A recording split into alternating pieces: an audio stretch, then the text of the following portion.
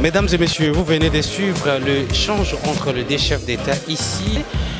Du lancement des programmes des systèmes de passation des marchés. Vous nous suivez partout à travers le monde, mesdames et messieurs. Bonjour et bienvenue dans ce nouveau numéro d'actualité sur votre groupe média Top 243 News et www.top243news.com. Comme vous le savez, l'information dans sa généralité ne compte pas seulement sur la République démocratique du Congo, néanmoins sur le continent africain, mais c'est une information qui vous donne l'essentiel de l'actualité sur le plan global. Nous allons parler aujourd'hui de la dissolution de l'Assemblée nationale française, mesdames et messieurs, par Emmanuel Macron, après avoir participé à l'élection européenne ce dimanche 9 juin 2024. Mesdames et messieurs, ça fait débat à travers le monde. Comment Emmanuel Macron, troisième président de la République française, a prendre cette initiative de dissoudre l'Assemblée nationale française pour des raisons à une autre. Et nous n'allons pas rester parce que vous le savez très bien que beaucoup de pays africains et en particulier le pays francophone africain a toujours eu presque la même constitution que la constitution française, mais également la constitution belge. Pour ce faire, nous allons inviter notre premier invité du jour autour de la question de la dissolution de l'Assemblée nationale française, mais également les élections européennes. Je fais directement appel à un grand analyste, mais également un grand écrivain congolais, Corneille Mulumba. Je le fais entrer déjà pour la circonstance. Bonjour, monsieur Corneille.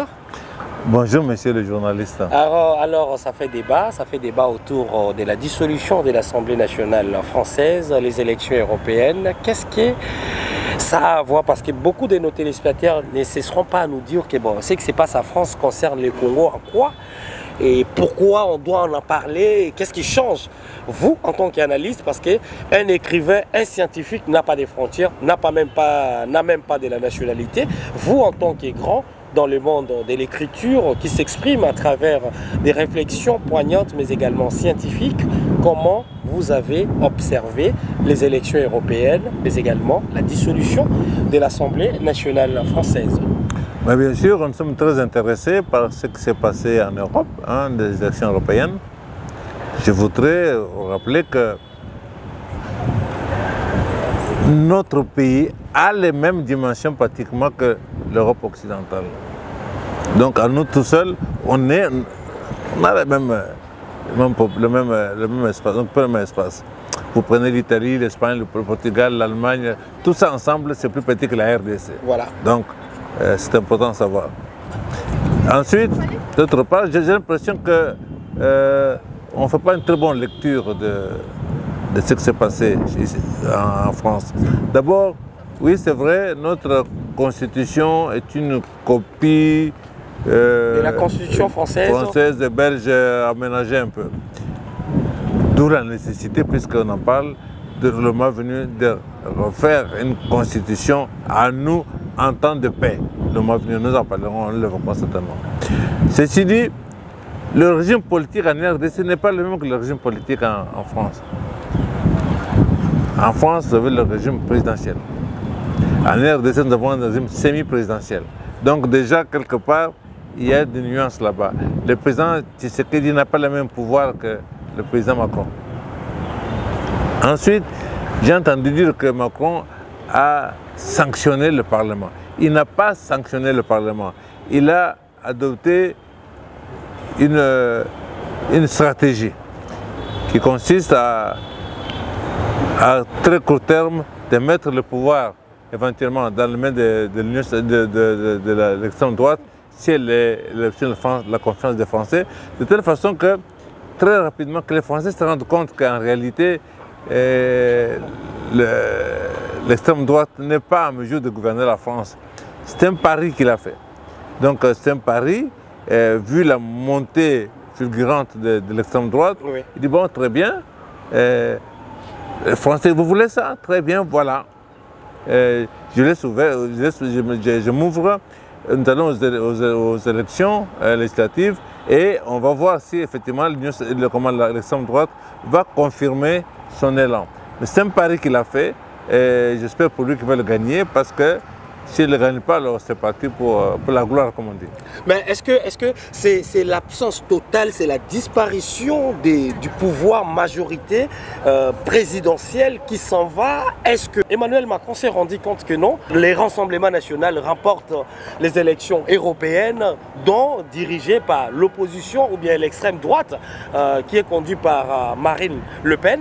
Alors, c'est cette frustration qui a renvoyé Emmanuel Macron d'aller dissoudre l'Assemblée nationale, ou bien il a fait ça par ses propres grés? Non, non, ce n'est pas en termes de frustration. Nous posons mal le problème quand nous parlons de frustration. Oui. Les frustrations, nous y mettons des sentiments, alors qu'il s'agit de calculs. Ouais. C'est-à-dire que la démocratie a ses règles.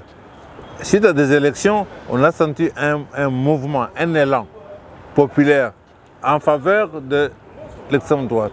C'est un élan. Et donc, on doit intégrer cette donne-là dans ce qu'on fait. Donc, Macron était obligé d'intégrer la donne du mouvement de l'élan de l'extrême droite. Alors, la question de savoir, est-ce qu'aux législatives prochaines en France, est-ce que cet élan va se confirmer ou pas? C'est la question. Mais il est un fait qu'en France particulièrement, plus que dans d'autres pays européens, oui, cet élan a été beaucoup plus fort. Donc il est obligé d'en tenir compte. C'est la démocratie finalement. Mais aujourd'hui, en France, on voit Emmanuel Macron sur le même point de dissoudre cette Assemblée nationale autour de cet échec selon lui. Mais chez leurs voisins, les Allemands ont refusé de répondre à une élection législative. Mais l'élan n'a pas été le même. Hein? L'élan, d'abord, il n'était pas obligé, mais l'élan n'était pas le même, n'est-ce pas? Alors, donc si l'élan n'est pas le même, on ne peut pas réagir de la même manière. Alors, ici, simplement que c'est un problème de l'élan qui a été très fort. Le pourcentage de l'extrême droite en France, il est très fort. Oui. Démocratiquement, on ne peut pas l'ignorer. Et si l'extrême droite gagne, on aura un premier ministre d'extrême droite. Oui. Et il y aura risquera d'anéantir... Non, il y aurait une cohabitation. Ouais, effectivement. Il y aurait une cohabitation entre le président Macron et le Premier ministre qui sera issu de la majorité de l'extrême droite. Oui. Ouais. Ce serait un peu cocasse, mais qu'est-ce que tu veux, c'est ça la démocratie, la beauté de la démocratie. Merci Messieurs Corneille Moulumba d'être sur notre plateau de circonstances. Nous sommes en direct à l'Assemblée nationale de la République démocratique du Congo. Ça fait débat. Question de l'actualité parlementaire nous préoccupe parce que ces 2 dernières semaines, nos informations se focalisent plus sur les informations parlementaires, d'autant plus que le gouvernement de la République démocratique du Congo n'a pas encore été investi et ça fait déjà plus de 5 mois qu'il n'y a pas encore l'investiture du gouvernement de la première ministre Judith Suminwa. Ça suscite débat et quand ça passe à France, d'autant plus que la République démocratique du Congo est un pays francophone et que la constitution est à peu près pareille avec celle de la France ou comme celle de la Belgique. Ça suscitait débat et il était question de prendre notre scientifique à avoir des analyses objectives autour de la question. Merci pour votre présence. C'est moi qui vous remercie. Mesdames et messieurs, il est temps de prendre notre deuxième invité autour de l'édition spéciale sur la dissolution de l'Assemblée nationale française, mais également les élections européennes, l'impact de ce qui s'est passé en Europe et celle de la République démocratique du Congo. J'invite déjà mon invité à faire son entrée. Rigen Shindano, bonjour. Bonjour Mike Pakoto, merci. J'espère que tu vas bien. Ça va. Alors, la question est autour de ce qui s'est passé en France, la dissolution de l'Assemblée nationale française, mais également les élections européennes. Pourquoi on parle de ça? La République du Congo, beaucoup de gens vont se poser des questions, ça passe à France et ça nous regarde à quoi? Quelles sont tes analyses autour de la situation en RDC, mais également celle de la République française? Ok, merci pour la question Mike Pakoto. Moi je pense que le président français s'est érigé à une barrière. C'est un sursaut de faire face à l'extrême droite, vu la montée également de l'extrême droite dans toute l'Europe. Il ne s'agit pas simplement de la France, mais dans toute l'Europe. Maintenant, le président français estime qu'avec ce qui s'est passé hier pour les élections, il était temps peut-être de pouvoir créer un bloc pour faire face à l'extrême droite, pour faire face à la montée. Et d'ailleurs, il y a des appels à l'unisson, à l'unité pour les socialistes et les républicains consorts, les écologistes pour faire bloc à l'extrême droite avec cette montée parce que dans ce qui s'est passé hier en France, c'est une réponse quelque part au discours de l'extrême droite. Parce que l'extrême droite a tendance de mettre en avant l'immigration comme étant un problème. Or, en réalité, ce n'est pas ça. Mais ce discours-là a un impact auprès des électeurs et ils ont raflé des sièges à l'issue de ces élections, malheureusement. Mais s'il fallait faire un parallélisme avec ce qui se passerait, par exemple, ici chez nous en RDC, oui. Ça serait peut-être mal comprendre les choses. Parce que les contextes également sont différents. Oui. Et puis, deuxièmement, la démocratie française a une maturité plus que la nôtre. Effectivement. Aujourd'hui, nous parlons de la dissolution de l'Assemblée nationale française où le président lui-même a annoncé que les élections législatives auront lieu dans 2 semaines presque. Voilà. 3 semaines, parce que les 30 juin, oui, c'est prévu qu'il y ait ces élections-là. Disons, dans à peu près 3 semaines. Alors, si c'était ici chez nous, on aurait une crise supplémentaire au pays. D'ailleurs, nous avons eu du mal à obtenir un gouvernement. Et si, par exemple, on arrivait à une dissolution de l'Assemblée nationale, ça sera une crise supplémentaire. Donc, moi, je pense que s'il y aura une tentation de pouvoir rééditer ce qui s'est passé en France, ou soit de copier ce qui s'est passé en France, ici chez nous, les contextes sont nettement différents. Mais on reste dans le même optique. La France appartient aux Français, le Congo appartient aux Congolais. Exact. Mais sans oublier que les États-Unis d'Amérique, c'est une force coalisée pour faire les États-Unis d'Amérique comme États-Unis d'Amérique.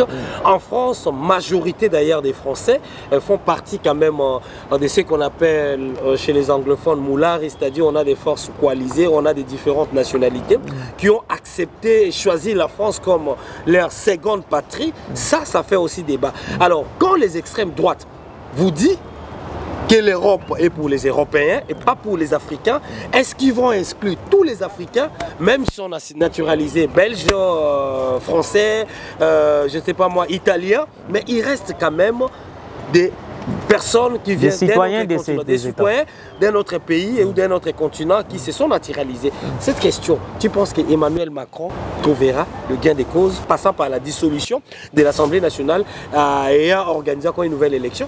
Moi, je pense que c'est un appel. Parce que quand j'ai suivi les chefs d'État français, il a lancé un appel aux Français de pouvoir se ressaisir, d'avoir un sursaut patriotique. Parce qu'il faut qu'on se le dise. C'est vrai, c'est un problème français, ça ne nous concerne rien. Mais en tant qu'observateur extérieur, le problème n'est pas de l'immigration. Le problème n'est pas des Africains, des Asiatiques qui viennent obtenir la nationalité ou soit qui sont naturalisés actuellement. Ce n'est pas ça le problème. D'ailleurs, ces Africains et ces Asiatiques-là viennent là-bas pour travailler.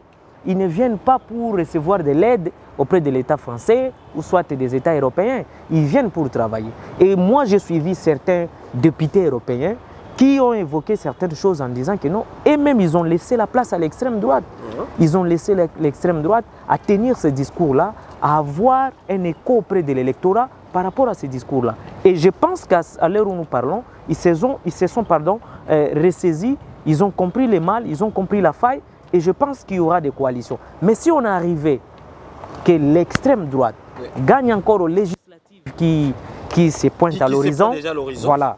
Ça sera la fin. Ça sera peut-être une cohabitation qui sera créée au sein de l'Assemblée nationale pour que le président français actuellement puisse avoir une marge de manœuvre. Parce que si l'extrême droite remportait également aux législatives au niveau de l'État français, ça va encore engendrer d'autres situations et nous allons assister à un spectacle encore plus Regan Chinano, j'ai pris ces points pour analyser avec la situation de la République démocratique du Congo. Félix Tshisekedi a réuni récemment les députés nationaux autour de sa personne en tant qu'initiateur principal de l'Union sacrée pour la nation. Au niveau des cités de l'Union africaine, il les avait également tiré les oreilles seulement si les désordres se constituent encore comme un blocage pour investir le gouvernement souminois. Alors, il va renvoyer ses députés nationaux congolais aux vacances forcées, mais également, il y aura encore une nouvelle étape des échéances électorales. C'était aussi le mot de Félix Tshisekedi. Comment analyses-tu ça? Bon, moi, je pense que le président s'est montré un tout petit peu menaçant, mais nous savons les réalités politiques de chez nous. Nous le savons très bien. Et un gouvernement, tout d'abord, pour que ça soit créé, pour que ça soit configuré, il y a les préalables qui sont jetés. Il y a également l'équilibre géopolitique qui compte. Qui compte, oui. Alors, si aujourd'hui, ça arrivait à ce que le gouvernement soit bloqué, malheureusement peut-être, aujourd'hui, nous ne serons pas dans ces cas de figure. D'autant plus que... Voilà, d'autant plus qu'on sait que les choses ont évolué. Et récemment, le gouvernement va présenter son projet, programme, oui. Son programme. Alors, nous estimons que nous n'allons pas arriver là. Mais si on arrivait plutôt dans cela, je vous dis, nous allons nous retrouver dans une situation de crise où nous allons créer encore un monstre à plusieurs têtes. Parce qu'actuellement, tout d'abord, même au sein de la mouvance présidentielle, il y a des frustrations. Ça, on ne peut pas se voiler la face, ils le savent. Maintenant, ils font avec. Maintenant, si nous, aujourd'hui, on arrive peut-être à bloquer ou soit à renvoyer les députés, comme vous l'avez dit, en vacances, en faisant une dissolution également de l'Assemblée nationale, moi je pense que nous allons nous plonger encore dans une crise sans précédent et ça va engendrer des problèmes et des problèmes. Les pays, les 5 cas du nouveau mandat du chef de l'État, ça sera encore voué à l'échec et nous allons tourner en rond et ça sera un cercle vicieux. Rigan Shindano, analyste, journaliste, grand reporter des Primes Info, ici en direct en République démocratique du Congo. Nous sommes ici au siège des institutions parlementaires de la République démocratique du Congo. Question autour de la dissolution de l'Assemblée nationale française. Cela impacte la RDC d'autant plus que le pouvoir de dissoudre et l'Assemblée générale revient au président. La France l'a fait, la République du Congo peut le faire. Et plus précisément dans certains pays francophones, je précise, parce qu'on a presque le même constitution, que ce soit les Français, que ce soit le Belge, on a le pouvoir qui revient au président de la République démocratique du Congo. Merci pour ta présence. Merci beaucoup Mike Bakoto. Oui, mais moi, si je devrais ajouter un mot, ça serait peut-être que non, on ne puisse pas faire du copier-coller. Ça serait une erreur fatidique pour la République démocratique du Congo, parce que si on est tenté par ce qui se passe en France, ça sera regrettable, parce que les contextes ne sont pas les mêmes. Effectivement. Merci beaucoup. Merci Mike. Allez, mesdames et messieurs, on continue ici à l'édition spéciale question autour des élections européennes qui a eu lieu, mais également autour de la dissolution de l'Assemblée nationale française par le président français Emmanuel Macron dans la soirée du dimanche 9 juin 2024. Et ça continue, ça se poursuit dans la capitale congolaise. Nous prendrons des analystes politiques, des scientifiques, mais également des députés nationaux qui pourront également, des députés nationaux de la République démocratique du Congo qui pourront également s'exprimer sur la question autour de cette dissolution de l'Assemblée nationale française par les chefs de l'État français. On reste parce qu'on aura plus des invités qui vont s'exprimer sur la question. Restez connectés. Le principal enseignement est clair. Ce n'est pas un bon résultat pour les partis qui défendent l'Europe, dont celui de la majorité présidentielle. Les partis d'extrême droite qui, ces dernières années, se sont opposés à tant d'avancées permises par notre Europe, qu'il s'agisse de la relance économique, de la protection commune de nos frontières, du soutien à nos agriculteurs, du soutien à l'Ukraine, ces partis progressent partout sur le continent. En France, leurs représentants atteignent près de 40% des suffrages exprimés. Pour moi qui ai toujours considéré qu'une Europe unie, forte, indépendante est bonne pour la France, c'est une situation à laquelle je ne peux me résoudre. La montée des nationalistes, des démagogues, est un danger pour notre nation, mais aussi pour notre Europe, pour la place de la France en Europe et dans le monde. Et je le dis alors même que nous venons de célébrer avec le monde entier le débarquement en Normandie, et alors même que dans quelques semaines, nous aurons à accueillir le monde pour les Jeux olympiques et paralympiques. Oui, l'extrême droite est à la fois l'appauvrissement des Français et le déclassement de notre pays. Je ne saurais donc, à l'issue de cette journée, faire comme si de rien n'était. À cette situation s'ajoute une fièvre qui s'est emparée ces dernières années du débat public et parlementaire dans notre pays. Un désordre qui, je le sais, vous inquiète, parfois vous choque, et auquel je n'entends rien céder. Or aujourd'hui, les défis qui se présentent à nous, qu'il s'agisse des dangers extérieurs, du dérèglement climatique et de ses conséquences, ou des menaces à notre propre cohésion, ces défis exigent la clarté dans nos débats, l'ambition pour le pays et le respect pour chaque Français. C'est pourquoi, après avoir procédé aux consultations prévues à l'article 12 de notre Constitution, j'ai décidé de vous redonner le choix de notre avenir parlementaire par le vote. Je dissous donc ce soir l'Assemblée nationale. Je signerai dans quelques instants le décret de convocation des élections législatives qui se tiendront le 30 juin pour le premier tour et le 7 juillet pour le second. Cette décision est grave, lourde, mais c'est avant tout un acte de confiance. Confiance en vous, mes chers compatriotes, en la capacité du peuple français à faire le choix le plus juste pour lui-même et pour les générations futures. Confiance en notre démocratie. Que la parole soit donnée au peuple souverain, rien n'est plus républicain. Cela vaut mieux que tous les arrangements, toutes les solutions précaires. C'est un temps de clarification indispensable. Confiance en la France, qui face à la rudesse des temps sait toujours s'unir et résister pour dessiner l'avenir et non se replier ou céder à toutes les démagogies. Dans les prochains jours, je dirai l'orientation que je crois juste pour la nation. J'ai entendu votre message, vos préoccupations, et je ne les laisserai pas sans réponse. Et vous me connaissez, le goût de l'avenir, celui du dépassement, de la fédération, continueront de nourrir ce projet. Mais en ce moment de vérité démocratique, et alors même que je suis le seul responsable politique à n'avoir aucune échéance électorale personnelle en 2027, soyez certains d'une chose. Ma seule ambition est d'être utile à notre pays que j'aime tant. Ma seule vocation est de vous servir. Je sais pouvoir compter sur vous pour aller massivement voter les 30 juin et 7 juillet prochains. La France a besoin d'une majorité claire pour agir dans la sérénité et la concorde.